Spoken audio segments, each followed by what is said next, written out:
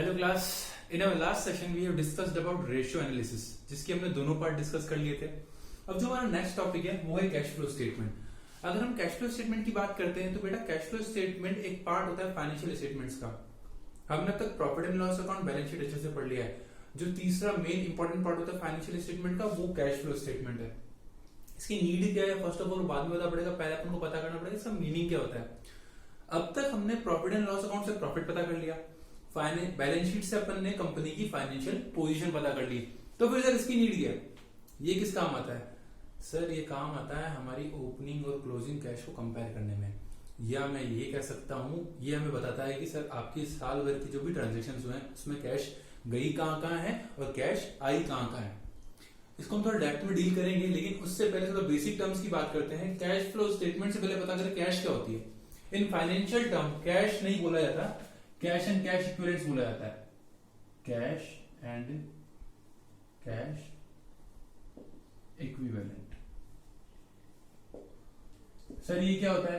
इसके अंदर बेटा तीन चीजें आती हैं main.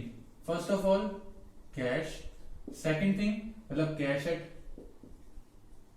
Hand, cash at bank,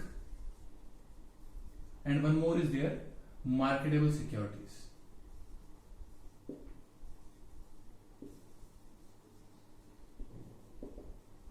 क्या होता है बेटा ये?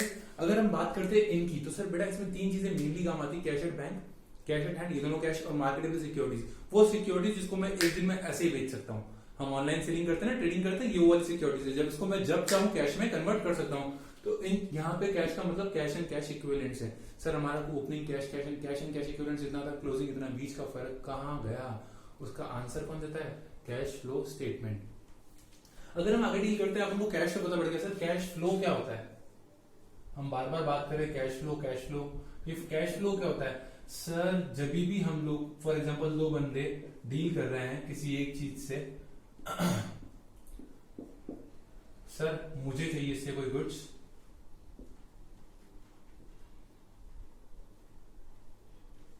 और उसके बदले क्या देगा ये मुझे? रुपीस। क्या देगा? रुपीस। तो अब थोड़ा ध्यान देना, इस वाले केस में अगर मैं इसके बिहाफ पे बात करता हूं तो इसका क्या हो रहा है? Cash outflow, cash outflow in exchange of a non cash item. जब भी हमको नॉन कैश आइटम परचेज करते हैं उसके लिए हमको कैश देनी पड़ती है। ऑन द अदर हैंड इस पर्सन को क्या हो रहा है? Cash inflow. इसके पास तो कैश आ रही है in exchange of what? Some non cash item. तो सिंपल सी अगर कैश फ्लो की बात करता हूं, सर जब भी किसी कैश का मूवमेंट इन होगा या आउट होगा, उस मोमेंट को क्या बोलेंगे या उस ट्रांजेक्शन को क्या बोलेंगे? Cash flow. ठीक है। अगर अपन सिंपल एग्जांपल है collection from debtors, payment to creditors. हमने कोई सेल करी, उसके बदले में बात कर रहा हूँ कैश सेल्स की, क्रेडिट सेल्स की बात नहीं कर रहा हूँ, क्योंकि क्रेडिट सेल के अंदर कैश का कोई ट्रांजेक्शन नहीं होता, ना ही क्रेडिट परचेज में सिर्फ गुड्स आते हैं, पेमेंट नहीं होता, तो वो ट्रांजेक्शन इसके अंदर नहीं आता। लेकिन अगर हम किसी क्रेडिटर को पेमेंट कर रहे हैं तो वो इसके अंदर आएगा, या हम किसी डेटर से पेमेंट रिसीव कर रहे हैं तो वो इसके अंदर आएगा। ठीक है, तो ये तो होगी किसकी डेफिनेशन? कैश फ्लो की। अच्छा सर, तो आपके अकॉर्डिंग कैश फ्लो स्टेटमेंट की डेफिनेशन क्या होती है? Sir cash flow statement is a statement which shows the activities, और we can say one second,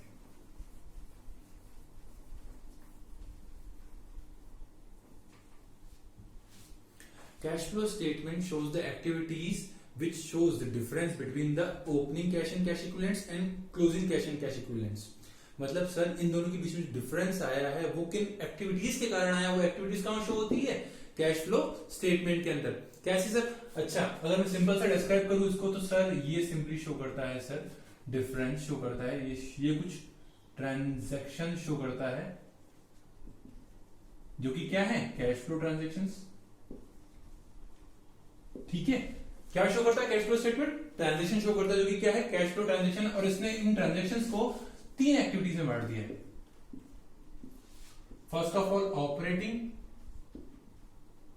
दूसरी होती है इन्वेस्टिंग, और तीसरी होती है फाइनेंसिंग। ये क्या होता है मैं आपको बाद में एक्सप्लेन करूंगा, but basically cash flow statement क्या करता है? वो ट्रांजैक्शन शो करता है जिससे कि कैश फ्लो होता है, सारे वो ट्रांजेक्शन जिसमें कैश फ्लो होता है, ठीक है। इनफ्लो या आउटफ्लो वो बात की बात है, लेकिन वो सारे ट्रांजेक्शन इसके अंदर आएंगे। और उन सारी एक्टिविटीज को हमने 3 पार्ट्स में डिवाइड कर दिया कि इसमें ऑपरेटिंग, इन्वेस्टिंग, फाइनेंसिंग। ये क्या होता है, इसके अंदर क्या होता है, मैं आपको बाद में एक्सप्लेन करूंगा। सबसे पहले इंपॉर्टेंट है इसको करा क्यों जाता है, नीड क्या है। इसका बेसिक ऑब्जेक्टिव सिर्फ ये है सर, वो सारी एक्टिविटी शो करना जिसके कारण हमारी ओपनिंग और closing cash and cash equivalents में डिफरेंस आया है। इन सिंपल वर्ड्स बात करूं सर, सुबह मॉर्निंग मेरी जेब में 1000 रुपए थे, शाम को आया तो 600 रुपए थे, 400 रुपए कहाँ गए। वो सारी एक्टिविटीज बताओ जिसमें कैश गया है, और वो सारी एक्टिविटीज बताओ जिसमें कैश आया है। तो इन सब सारी एक्टिविटीज को अगर हम समअप करते हैं किसी एक स्टेटमेंट के अंदर लिखें तो उस स्टेटमेंट को क्या बोलते हैं, cash flow statement. Getting me? चलो सर थोड़ा और आगे बात करते हैं। सर इसके बेनिफिट्स क्या क्या है, क्यों बनाया जाता है इसे, नीड क्या है इसकी। बेटा इसकी डेफिनेशन बहुत इजी सी है, लेकिन मैं आराम से एक्सप्लेन करना चाह रहा हूं ताकि आप इसका बेसिक मीनिंग समझ पाओ। ओके, अगर हम आगे बात करते हैं इसके बारे में, सर इसको करने के बेनिफिट्स क्या क्या हैं। फर्स्ट ऑफ ऑल जो इसके हैंडलर्स हैं या जो यूजर्स हैं वो उसको यूज कर सकते हैं। कैसे सर, इन्वेस्टर को पता पड़ सकता है आपके पास लिक्विडिटी कितनी है, या मैनेजमेंट को पता पड़ जाएगा कि हाँ सर अभी कैश इतनी है, क्लोजिंग इतनी होगी, तो ट्रांसपेरेंसी बढ़ जाती है। Second thing is that they can compare your cash generating activities with other companies, कि हाँ सर हमारे जो कंपनी की कैश जनरेटिंग एक्टिविटीज है वो कितनी ज्यादा है कितनी कम है अदर कंपनीज के मुकाबले। ऑन द अदर हैंड अगर अपन इको बेनिफिट की बात करते हैं तो हम ये कह सकते हैं सर कि वो लोग हमारी एफिशिएंसी को या हमारी कंपेरेबिलिटी को, हमारी जो रिपोर्टिंग एक्टिविटीज को कंपेयर कर सकते हैं अदर कंपनीज से, ठीक है। एक और बेनिफिट की अगर अपन बात करें, it helps in decision making and taking steps. कैसे सर, अगर आपको पहले से पता है जेब में 1000 रुपए है, 600 रुपए यहाँ खर्च हो चुके, तो अगला स्टेप ध्यान से लेंगे नहीं लेंगे। या अगर मैं भी बात करता हूँ प्रैक्टिकली भी लॉकडाउन की, अभी हमारा कोई भी इनफ्लो नहीं है किसी के पास भी, सारे सिस्टम सारे बिजनेस बंद लगे पड़े हैं, तो कहीं से भी कैश की इनफ्लो नहीं हो रहा है, लेकिन घर का खर्च वो सारी चीजें जा ही रही है, तो आउटफ्लो तो लगा पड़ा है। तो सब लोग मॉनिटर कर रहे हैं हर एक चीज को, हाँ भाई इतना पैसा चला गया, अब इतना ही बचा है, इनफ्लो के चांसेस कम है, तो धीरे धीरे आराम से खर्च करें। तो ये कैश फ्लो स्टेटमेंट हमारी हेल्प करता है डिसीजन मेकिंग में, ठीक है। ये सारे इसके क्या हो गए, बेनिफिट्स हो गए। अगर हम आगे बात करते हैं इसके बारे में, तो बेटा कैश फ्लो के अंदर जो मैंने आपको कहा था 3 एक्टिविटी सबसे इंपॉर्टेंट है। फर्स्ट ऑफ ऑल अगर मैं पहले एक्टिविटी की बात करता हूं, ऑपरेटिंग।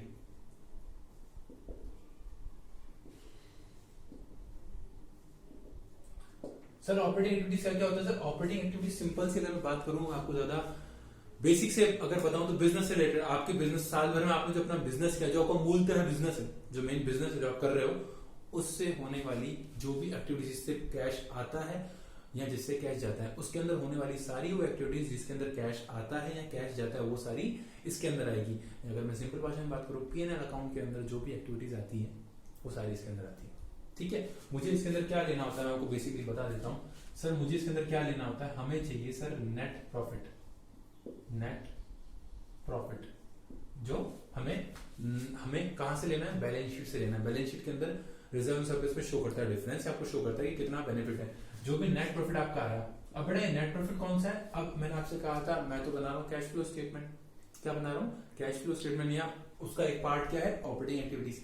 तो डेफिनेटली इसके अंदर सिर्फ वही ट्रांजेक्शन आनी चाहिए जिसमें कैश का कोई लेन देन है, या कैश आया है या कैश गया है। जिस एक्टिविटी के अंदर ना कैश आया है ना गया है, उस एक्टिविटीज को हम कहीं भी कंसीडर नहीं करेंगे। बट जो नेट प्रॉफिट आया है फ्रॉम द बैलेंस शीट, जिसके अंदर सारी एक्टिविटीज कवर की गई है, क्योंकि वो तो एक्रूअल बेसिस पे चलता है, भाई हमने कोई चीज उधार पे भी ली है, जब पहले उसका पेमेंट नहीं किया, लेकिन उसका लिखा तो जाएगा, क्योंकि खर्चा अभी का है तो खर्चा आता ही आता है। या कोई इनकम है जो कि हुई नहीं है बट होने वाली है, तो एक्रूअल बेसिस पे हमने ले ली, तो वो सारी चीज के अंदर आती है।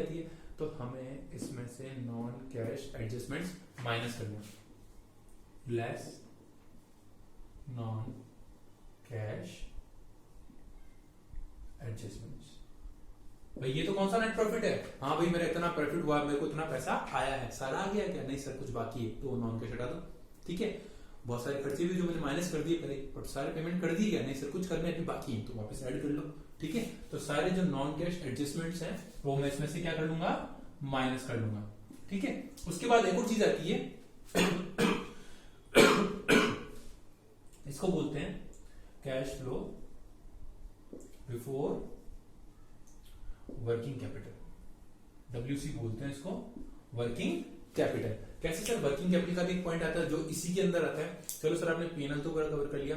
अगर हम बैलेंस शीट की बात करते हैं तो बैलेंस शीट के अंदर कौन कौन से पार्ट्स होते हैं? यहाँ पे capital, long term and short term liabilities, वहां पे fix assets and current assets. Working capital के अंदर हम सिर्फ करंट एसेट्स की बात करते हैं और करंट लायबिलिटीज की बात करते हैं। अब सर बताइए, इसमें कैश कैसे आ सकता है, जा सकता है? अच्छा, जस्ट इमेजिन करो, हमने कोई एसेट परचेज करी तो करंट एसेट्स बढ़ जाएगी। सीधी सी बात है, हमने कोई एसेट परचेज करी तो करंट एसेट्स बढ़ जाएगी। अगर करंट एसेट्स बढ़ रही है तो सर फ्री में तो आई नहीं होगी, उसके लिए पेमेंट गया हुआ, तो जब भी करंट एसेट्स इंक्रीज होगी हमारी कैश कम हो जाएगी। क्या होगा? एक बेसिक सा रूल है, जब भी हमारी करंट एसेट्स क्या होगी? इंक्रीज होगी तो हमारी कैश जाएगी, कैश जाएगी तो उसको अपन क्या करेंगे? माइनस। ठीक है सर, हमारे पास इतना पैसा आया तो सर बाकी का काम गया, हाँ सर हमने कुछ एसेट्स ले ली, माइनस हो गई। ठीक है, एक और ऐसा रूल होता है जिसके अंदर मैं बोल सकता हूँ, इसको मैं ऑब्लिक करके दे रहा हूँ, जब भी हमारी करंट लायबिलिटीज डिक्रीज होती। करंट लायबिलिटीज कैसे डिक्रीज होगी? भाई कोई मेरे से पैसे मांगता था, अब नहीं मांगता तो मैंने पेमेंट कर दिया होगा, तभी नहीं मांगता ना। मतलब क्या हुआ? मैंने मेरी लायबिलिटीज का पेमेंट किया है, तभी करंट लायबिलिटी कम होगी। पेमेंट करेंगे तो कैश जाएगी। तो ये मैं कह सकता हूं, जब भी करंट लायबिलिटीज डिक्रीज हो रही है तो क्या होगा? पेमेंट जाएगा। ठीक है, इसका अगर मैं जस्ट अपोजिट बात करूं, सर हमने क्या करी? करंट एसेट्स जो भी है हमारी, करंट एसेट्स जो भी है हमारी, वो क्या करी? हमने सेल कर दी। अगर हमारी करंट एसेट्स कम हो रही तो हमने बेच दी होगी, बेच दी होगी, पैसा आया होगा तो अपन ऐड कर दें, हाँ भाई इतना कैश और आया। इसका जस्ट रेसिप्रोकल, करंट लायबिलिटीज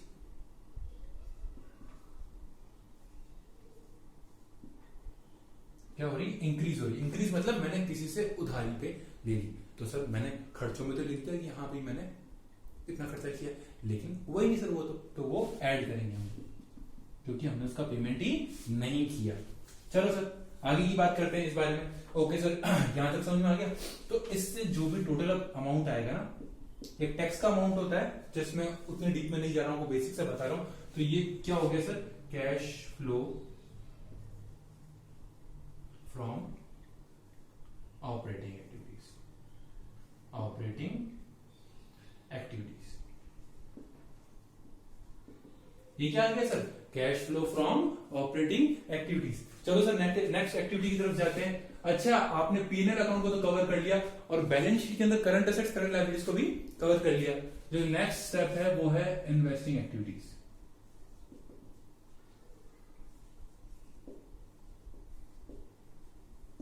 क्या है बेटा ये? Investing activities. इन्वेस्टिंग एक्टिविटीज अगर हम लोग बात करते हैं तो इन्वेस्टिंग एक्टिविटीज के अंदर we will discuss about the fix assets only, मतलब परचेज ऑफ फिक्स एसेट्स,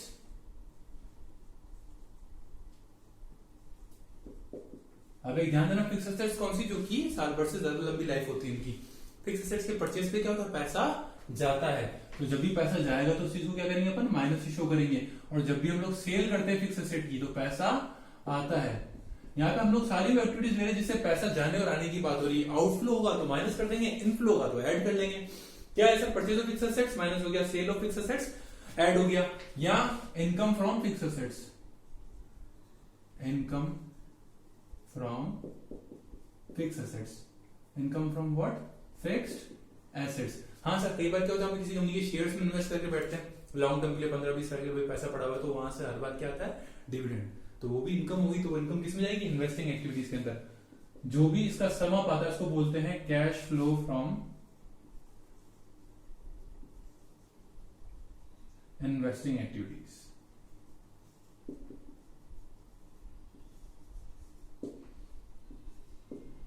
क्या बोलते हैं? Cash flow from investing activities.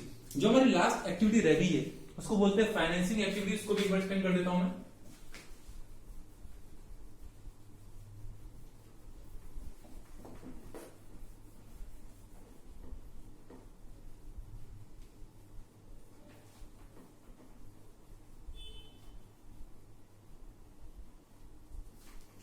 Okay, जो हमारी लास्ट एक्टिविटीज को हम बोलते हैं फाइनेंसिंग एक्टिविटीज।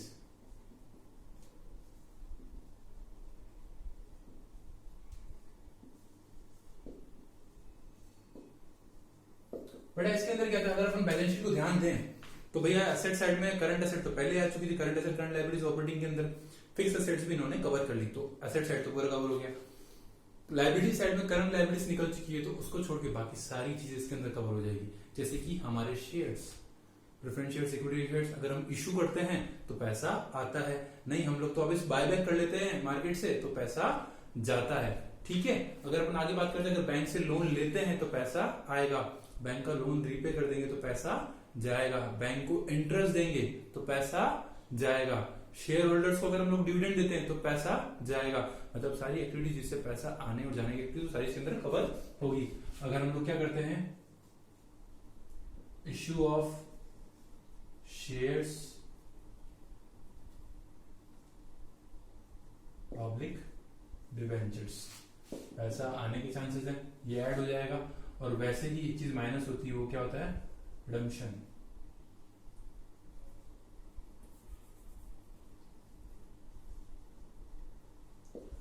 या सिंपल कह दूं बायबैक ऑफ शेयर्स, आपको ज्यादा अच्छे समझ में आएगा।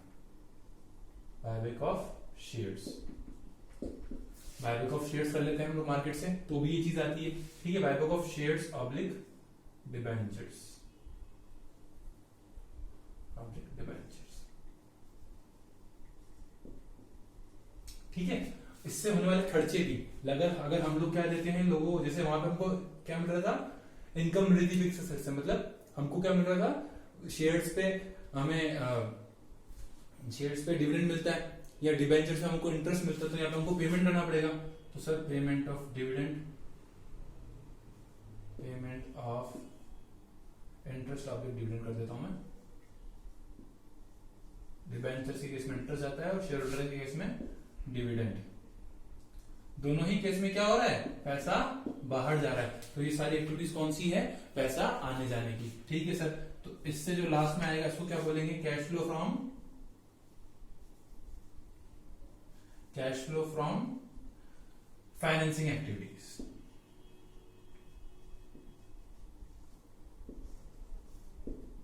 बट इसमें सारी वही चीजें कवर होगी जो कि लॉन्ग टर्म बेसिस पे लायबिलिटी साइड आती है, और कोई सेक्शन नहीं है। अगर आपने ध्यान दिया, आपने पूरी बैलेंस शीट कवर कर ली, वहां पे फिक्स एसेट्स, करंट एसेट्स, यहाँ पे करंट लायबिलिटीज, और लास्ट में जो पार्ट था इसके अंदर आ गया है। सर जो हम लोग बनाते हैं cash flow statement, cash flow statement के अंदर कुछ नहीं है, इन तीनों एक्टिविटीज का सम आउट, ये जो सम आया ना, cash flow from operating activity, cash flow from investing activity, cash flow from financing activity, इन तीनों एक्टिविटीज का सम हो जाता है। और इसमें हम लोग क्या ऐड कर लेते हैं, सर हमको ऐड करना है कुछ नहीं, opening cash and cash equivalents, opening cash and cash equivalents. तो ये क्या हो जाएगा सर, ये तो अपना ओपनिंग अमाउंट हो जाएगा, साल भर में आपने ये ट्रांजेक्शन्स किए, जो सम अप आया था, जो भी सम आएगा तीनों का, वो सारे यहाँ पे सम अप हो जाएगा। उसके अंदर हम लोग क्या ऐड करेंगे, opening cash and cash equivalents.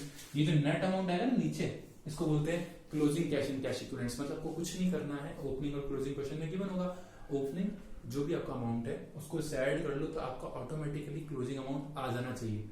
अगर क्लोजिंग अमाउंट ये और जो बुक में दे रखा है मैच हो रहा है, जो भी क्लोजिंग अमाउंट आएगा ये और जो बुक में दे रखा है अगर मैच हो रहा है, तो आपका कैश फ्लो स्टेटमेंट बिल्कुल परफेक्ट है। अदरवाइज आपने कोई ना कोई मिस्टेक करी। ठीक है, और किसी को इशू, यही अपना मेन पर्पस था कैश फ्लो स्टेटमेंट का, कि सर हमारी कैश मिलनी चाहिए। हमने क्या किया, साल भर की जितने भी ट्रांजेक्शन थे उनका सम अप मार लिया, हाँ भाई इतना पैसा आया, लगभग इतना पैसा आया, और ओपनिंग सुबह मेरे पास इतने पैसे और पड़े थे, तो इनको मिला तो क्लोजिंग कैश मिलनी चाहिए। ठीक है सर, हमने सम अप करके देख लिया, भाई इतना है क्या, हमने काउंट करके देख लिया, हाँ सर। तो अगर हमारी क्लोजिंग कैश इससे मिल रही है तो हमारा कैश फ्लो स्टेटमेंट बिल्कुल परफेक्ट है। कैश फ्लो के नोट्स का लिंक मैंने डिस्क्रिप्शन में दे रखा है, और कोई डाउट हो तो यू कैन आस्क मी, आप मुझे मैसेज भी कर सकते हैं, मतलब व्हाट्सएप भी कर सकते हैं, कमेंट भी डाल सकते हैं। Thank you.